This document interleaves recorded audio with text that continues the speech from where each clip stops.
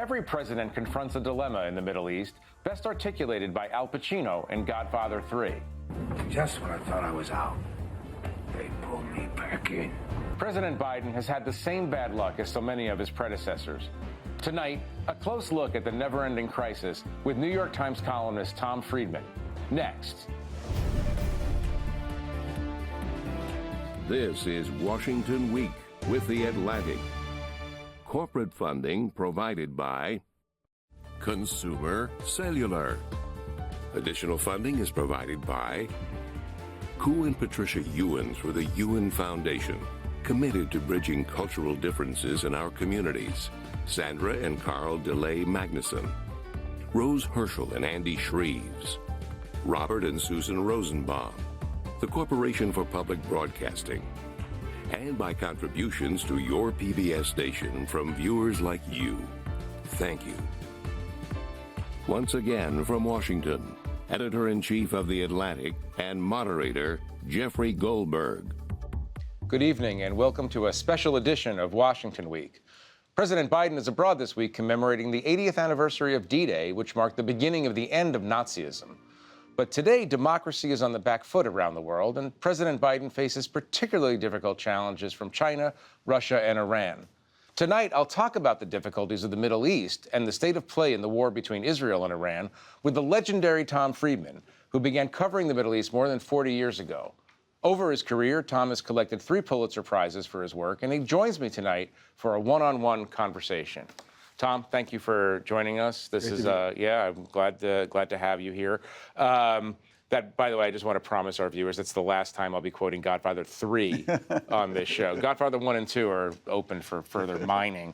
But Tom, let's talk about Joe Biden and his management of the world. Before we do, I want to watch a couple of seconds of Biden talking at the D-Day ceremonies. Democracy begins with each of us. It begins when one person decides there's something more important than themselves. That's what every soldier and every Marine who stormed these beaches decided. They stood against Hitler's aggression. Does anyone doubt that they would want America to stand up against Putin's aggression here in Europe today? Tom, how do you grade Joe Biden so far in his management of the world? I think Biden's done a good job at an extremely difficult time, Jeff, because the calendar says it's 2024. It's really 1989. What I mean by that is we are, just as 1989 was when we defined the post-Cold War world, set the terms and projected American power to keep it stable and forward, we're now trying to define the post-Cold War world. And what will be our relations with Russia, China, and the other great powers.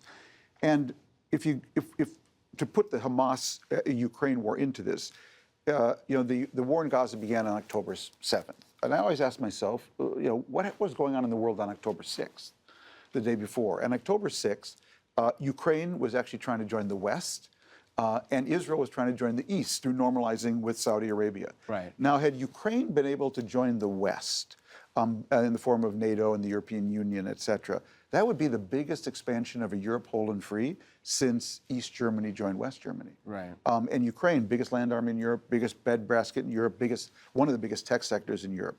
You would have had, we'd been very close to a Europe whole and free. Putin understood the threat of that because he would have been isolated, especially if a successful Slavic Ukrainian democracy was in the EU in contrast to his Slavic kleptocracy. Right. So he moved to stop it. At the same time, Israel was negotiating with Saudi Arabia on normalization terms that also would have included some kind of Israeli partnership with the Palestinian Authority. Had Israel been able to normalize with Saudi Arabia, it would be the biggest expansion of an inclusive Middle East since Camp David. Right. And Iran understood that. Iran understood it so well that the supreme leader this week, Jeff, told us so. He said, we stopped the Israeli normalization. Right. So this is a big moment. It's a moment defining what will be the post-Cold War world, and who will be the sort of partners for a world of decency, and who are going to keep the world, I think, fractured, divided, and around less decent forces. Right. Let me ask you, obviously a shared preoccupation over many years, but let me ask you about Joe Biden's relationship with the Prime Minister of Israel, which is one of his most intense and problematic relations with an ally, at least, over the last several months. You've been writing about Netanyahu for years. How do you judge his management of the challenge posed by Iran and its proxy forces, including Hamas in Gaza? Netanyahu's Netanyahu, yeah. well, I'd give him very low marks, basically, because, you know, Israel today, Jeff, is in existential danger. And it's not from Hamas. An Iranian, entity has Israel surrounded on 4 fronts, from a proxy, the Houthis in Yemen from the south, from the west with Hamas, from the north with Hezbollah, and from the east with the Shia militias and Iran itself. And they have managed actually to shrink Israel. Iran has shrunk Israel. There are about 80,000 now refugees from Israel's northern border fleeing the fighting with Lebanon, and another 60, 70,000 from its western border. They've shrunk Israel. And what's really scary, I'd say from an Israeli point of view, is that I don't see that anyone has the answer for it, Jeff. Because what is the answer? And I wrote about this a while back. I called it the Biden Doctrine. So, because Biden did have an answer. He said, look, Israel, you face 3 challenges now. One is how to get out of Gaza and leave behind a better situation security-wise. You have a conflict with the Palestinians ongoing in the West Bank as well. And you have a regional conflict with Iran. The answer to all 3 questions is some kind of partnership with legitimate Palestinian Authority, a legitimate reformed Palestinian Authority. That gives you a partner to get out of Gaza. It gives you a partner for future negotiations. And it's the cement for a regional alliance against Iran.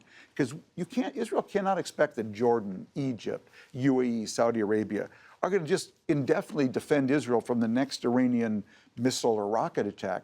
If Israel is trying to annex the West Bank, those governments will not do that. They won't be able to do that. Right. And Biden's been trying to say to Netanyahu, that Palestinian partnership is the keystone of everything. My criticism of Biden would be he tends to talk about Bibi as my old friend Bibi, love you, pal, but don't agree with you. No. Netanyahu this is not your grandfather's Netanyahu. This is a guy focused on his survival, his political survival, which is key to staying out of jail for him. And I believe he's put that ahead of the interest not only of the United States, but actually of Israel itself. But what would you expect Biden to do? I mean, one is the senior partner in a relationship, and one is the small junior partner. So why you give Biden good grades overall, but he's been unable to move Netanyahu in what you would call a positive direction. Yeah, I mean, Biden inherited such a bad hand. You can't abandon Israel right now in the middle of a war with Hamas. Right. Which is also a war with Iran. It was a proxy war with Iran. That's what the Iranians want them to do. I'm not sure what he could do. I take your point, but I think he could have been firmer at different points along the way. On one particular point, Jeff, which is, Bibi, we are not going another day with you, another minute, another hour, if 2 things don't happen. If I see another settlement in the West Bank, another nail, another brick, another bag of cement, okay? And if you don't come up with a Palestinian partner, a credible, legitimate Palestinian partner, we can't help you and you can't help yourself. And I think saying that over and over, loudly and loudly, the Israeli system needs that. And that's where I would give Biden lower marks. See, the Israeli prime minister depends on the United States and the American president. So the prime minister goes to his cabinet and says, good, I'd like to do all these crazy things that you right-wing settlers want me to do, but the American president broke my arm. He broke my arm. I'm with you. But the Americans, we haven't been that clear. And we haven't been that clear publicly. I learned a long time ago as a journalist, what Bibi Netanyahu tells you in English in private is irrelevant. All that matters is what he says in Hebrew in public to his own people. And by the way, if Bibi Netanyahu is inviting you as a journalist for an interview, here's a tip. That's not a compliment. Okay, it's because he thinks he can get something past you. Right. And so he is still in that mode. And what we don't do enough with Israel, it seems I'm relieved to tell you that I haven't been invited in years. I don't think you've been either. No, I'm not. We don't exchange Hanukkah cards. But it's the point is, we need to speak more to the Israeli people in public ourselves and less to him. And that's been my view from the very beginning. I want to come back to something which I think is fairly shocking that you said, the use of the word existential, the term existential danger to talk about where Israel is. And obviously there's a massive preoccupation of American foreign policy thought and America generally. Do you think, you've been doing this for 45 years, covering that particular part of the Middle East and the broader Middle East and the rest of the world as well, but you've been on that Israel beat for 45 years. Have you ever seen Israel in this much trouble? No, I've not. 1982, the Lebanon War? No, it was not an existential danger. It was it had a danger of losing some ground in Lebanon, losing soldiers, losing a global PR battle, but it wasn't facing a regional superpower like Iran. That's extremely smart. That has got Israel, and in 1982, remember, none of the Arab countries around it had precision weapons. Why is the fight with Hezbollah in Lebanon so scary? And why do they each go right to the brink, it seems every day, and then just pull back?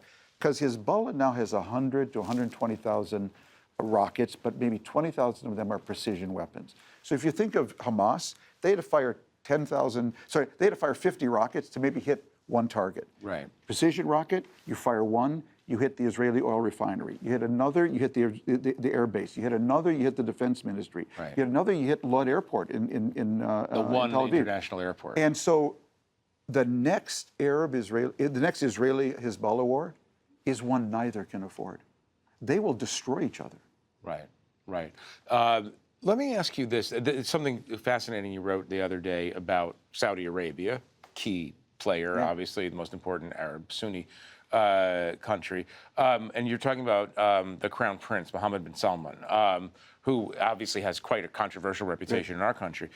You wrote, Saudi Crown Prince Mohammed bin Salman has put his country's worst religious extremists in jail, while Israeli Prime Minister Benjamin Netanyahu has put his country's worst religious extremists in his cabinet. We all know that the only constant in the Middle East is sudden and dramatic change, but that's crazy. Yeah. I mean, that Saudi, you're saying in some ways the leader of Saudi Arabia is more progressive on the subject of fundamentalism than the leader of an ostensible democracy, Israel. Well, it's because one is not a democracy and one is, so Bibi needed a coalition. Right. And to stay in power, he needed to bring into power people who have never been given that kind of power before. Right. And we are talking about Jewish supremacists. We're talking about a cabinet of, in American terms, Marjorie Taylor Greene, Steve Bannon is Secretary of State, Flynn is Secretary of Defense, people you never imagined. You're referring to next February, exactly, by the way. That's right, exactly. We may be there. Stop with the science fiction. That's right, exactly, yeah. So, and that's, I always say Israel is to wider trends in Western civilization what off-Broadway is to Broadway. A lot of stuff starts there in miniature and comes to Broadway. So this is, in some ways, I was going to ask you that. This is an Iranian tryout. What's going on? Exactly. And Trump and Netanyahu are brothers from different mothers. Netanyahu is smarter, but they represent the same political phenomena in each country. Right. And so Saudi Arabia, basically, when you talk to the Crown Prince, he'll tell you we've basically been sleeping, for 20 years, and his focus is economic development, shake the place up, and we're going to get away from this whole Islamist trend. People have to learn real subjects, have real jobs. Right. In Israel's case, Bibi brought these people in because it was the only way that he could survive politically. But as I've told my Jewish friends, brothers and sisters, you didn't go to Jewish summer camp with these people, Jeff. They were not in the cabin in the Catskills next to you. You've never met people like this. They just walked out of the Second Temple. They are messianists. They are extreme, and they're extremely smart. And they're the equivalent in some ways of the people who populate the Islamic Revolutionary Guard Corps in Iran, in the certainty of their messianic vision. So, can I say one thing about that? When I lived in Beirut back in the late 70s and 80s, we had a landlord in our apartment, my wife and I. His name was Eddie Ganoum. Around 4 o'clock every day, not every day, many days, Eddie would shout down. He was on the 4th floor. We were on the 1st. Thomas, come have coffee. Come have coffee. And I say, Eddie, I got to work. I can't. I got to write something. These guys, the Hezbollah guys, the Iranian Revolutionary Guards, these settlers, they don't come have coffee. They will take you down, they will take you out, and then they will go home and quietly enjoy a Turkish coffee on their own. Not with you. These are serious people. So let me ask you this, because it's a question about the approach of Donald Trump to the Middle East versus Joe Biden to the Middle East. You could argue, after the Soleimani hit that Trump ordered, you could argue that that actually scared Iran into a kind of quiescence for a while. My question to you is this: who are the Iranians more afraid of right now? The Iranian leadership, Donald Trump or Joe Biden? I'm not sure they're afraid of either one. Let's remember, Donald Trump did, in my view, in partnership with Benjamin Netanyahu, the single stupidest thing that's been done in post-Cold War foreign policy. They tore up the Iran nuclear deal and got nothing in return. That deal that President Obama negotiated had Iran a year away from a bomb, basically. Iran is now weeks, days away from a bomb. Or it might. We don't know for whatever. sure. But we're talking. We gave up real leverage on them. Right. That was a disaster. So that was not Trumpian toughness. That was just a dumb move. And Bibi talked him out of it, talked him into tearing it up. I think because he thought, well, if the Iranians go ahead and enrich more, Trump will bomb them. Well, he didn't do that. Remember when Iran bombed Abqaiq, the Saudi oil facility? Right. Trump didn't do anything. In fact, he said, we'll sell you more Patriots. Right. So in other words, Trump is unpredictable, but he's not clever. Well, he's predictable in this sense, and it's been something I would say, Jeff, that Israeli security people have misread all along about the United States. If I can use my cup, Israel's here. Iran is here, okay? America is over here. We were never, ever, ever, ever, ever going to bomb Iran for Israel. And that remains the case. Remains the case today. Does it remain a bipartisan case today? I believe so. And the Israelis... Even if Tom Cotton is the Secretary of Defense in the next Trump administration? I'm talking about, obviously, if the Iranians threatened us directly, that's another question. But the Israelis thought if they just came over and spoke louder and explained the problem louder, we would understand it better. Speaking of which... We didn't. It was a big misreading of America's strategic interest. And speaking of which, the Prime Minister has been invited once again to address Congress by Mike Johnson, though to the chagrin of the Israeli liberals, with Democratic kind of approval. So Netanyahu is coming to America soon. What do you expect to happen out of that trip? Apart from Bernie Sanders boycotting the speech. Of all the useless things I could think of to be done right now.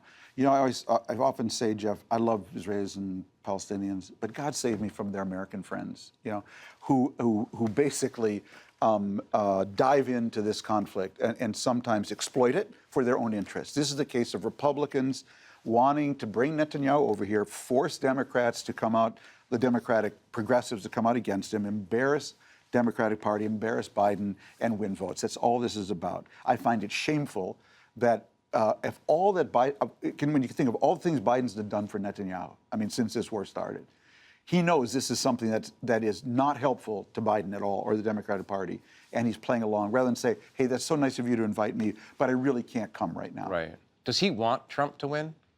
I think he focused on one thing, his own survival. And I don't think, because Trump doesn't like him because he acknowledged that Joe Biden won the election. He congratulated Joe Biden. How crazy is that? But I mean, right. No, this whole situation is.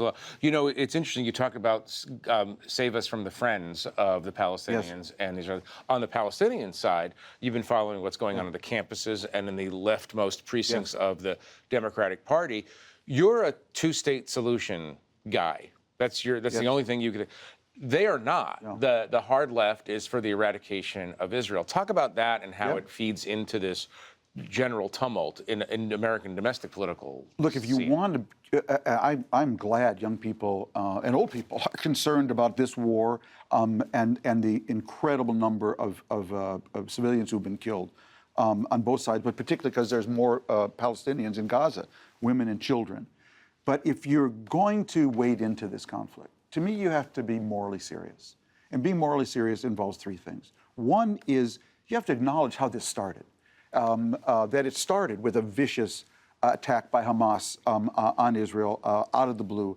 Men, women, kids killed in front of their parents, parents in front of their kids, women raped. Okay, so if you just pretend that Israel got up one day and did this, that's not morally serious. Second, in my view, if you want to be for a solution, guess what? You know, Jeff, it's actually even more fun to chant 2 states for 2 people, 2 states for 2 people than, you know, from the river to the sea. And the only morally serious solution is 2 states for 2 indigenous people. That's the only way out of this. Now, a lot of people have been writing, the 2-state solution is impossible, it's a pipe dream, etc. To which my reaction is, oh, thank you very much. I thought it was a slam dunk. Thank you very much. I agree, it's got about a 5% chance of success. And I'm going to devote 100% of my energy to that 5% because the only alternative is a forever war. Mass death. Mass death on both sides. Right. And if you're going to be morally serious about this, you have to acknowledge how many Hamas civilians Gazan civilians detested Hamas's rule. Okay, they were not popular. There were 2 popular uprisings against them in the last few years.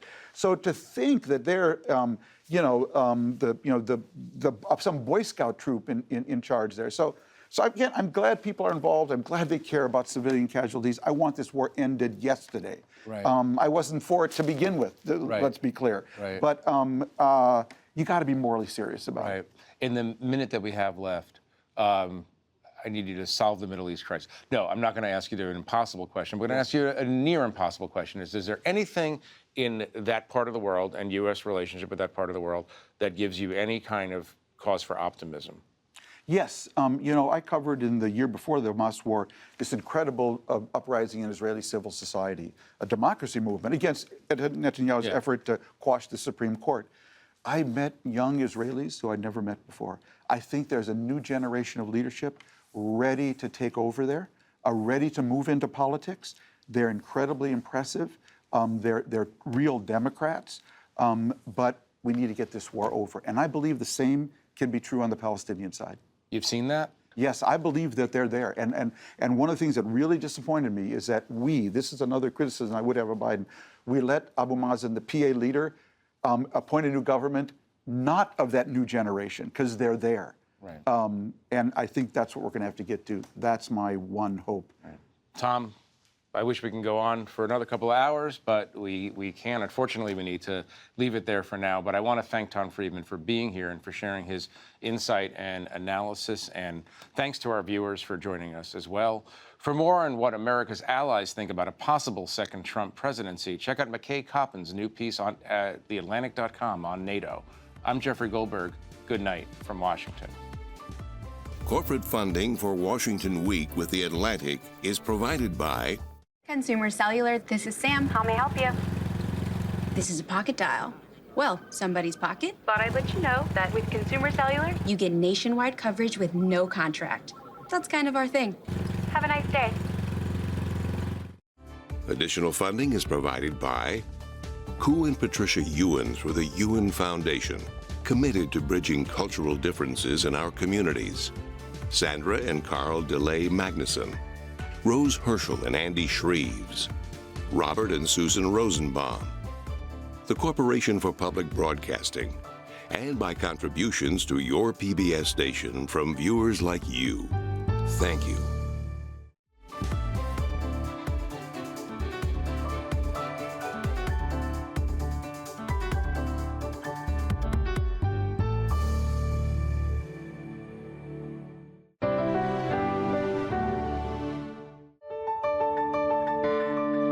You're watching PBS.